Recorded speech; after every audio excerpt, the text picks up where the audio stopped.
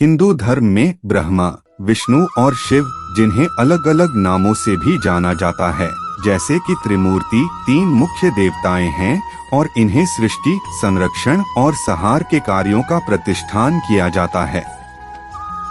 ब्रह्मा सृष्टि के देवता के रूप में जाना जाता है। वे सृष्टि के सृष्टा माने जाते हैं।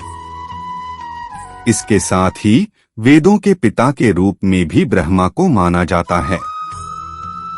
यहाँ तक कि उन्हें चतुर्मुख ब्रह्मा के रूप में भी जाना जाता है, क्योंकि वेदों में उनकी 4 मुखों की चर्चा की गई है। हालांकि ब्रह्मा और उनकी पूजा के बारे में बहुत कम लोग जानते हैं, क्योंकि उन्हें विष्णु और शिव से तुलना में कम प्रसिद्धता मिलती है।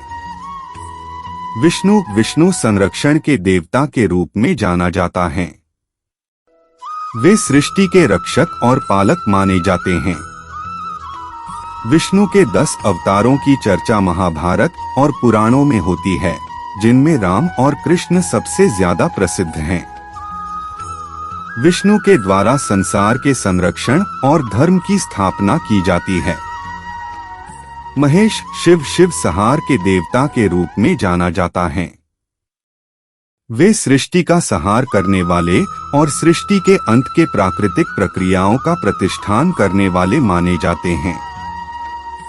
शिव को त्रिनेत्र और भूतनाथ के रूप में भी जाना जाता है और उनके ध्यान और तपस्या की परंपरा हिंदू धर्म में बहुत महत्वपूर्ण है।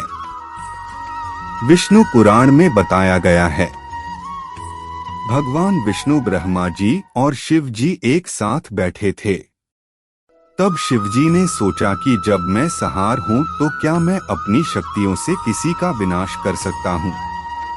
क्या मैं ब्रह्मा जी विष्णु जी का विनाश कर सकता हूँ? भगवान ब्रह्मा विष्णु मुस्कुराए और ब्रह्मा जी ने कहा कि आप मुझ पर शक्ति इस्तेमाल करें कि मैं जानना चाहता हूं कि आपकी शक्तियां मुझ पर क्या असर करती हैं।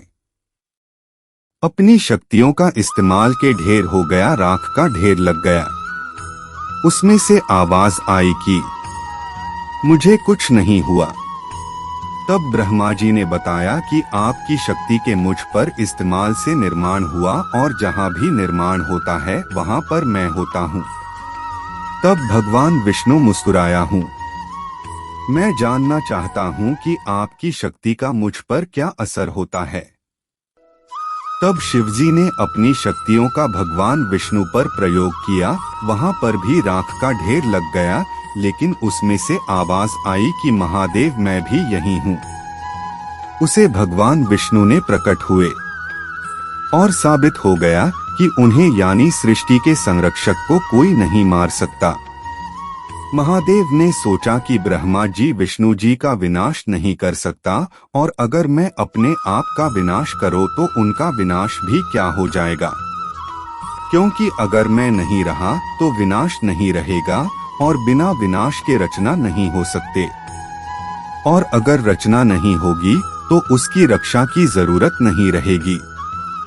यह सब बातें विष्णु जी मन ही मन सुनकर मुस्कुरा रहे थे और समझ गए कि महादेव क्या करने वाले हैं। भगवान शिव ने अपना विनाश कर दिया और राख में बदल गए। जैसा भी सोच रहे थे ब्रह्मा जी और विष्णु जी विराट में बदल गए। इसके चलते अंधकार छा गया और वहां पर राख के ढेर के अलावा कुछ नहीं था। तब राख से आवाज आई कि यहाँ पर रात का निर्माण हुआ है, और जहाँ पर निर्माण होता है वहाँ पर मैं होता हूँ।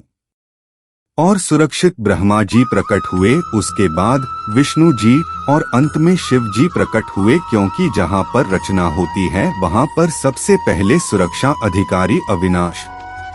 इस घटना से शिवजी ने जाना कि तेरे को का विनाश असंभव है, और इस घटना की स्मृति के लिए भगवान शिव ने चुरा लिया और उन्हें कहा गया था कि आपस में तुलना करना व्यर्थ है और उनकी करनी चाहिए ब्रह्मा जी होंगे उस रचना के संरक्षण के लिए भगवान विष्णु, और अगर रचना होगी तो भविष्य में उसका विनाश भी जरूरी है कि विनाश के बिना रचना संभव नहीं।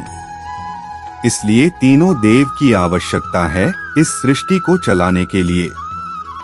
यह जानकारी आपको कैसी लगी हमें कमेंट बॉक्स में लिखकर जरूर बताइए।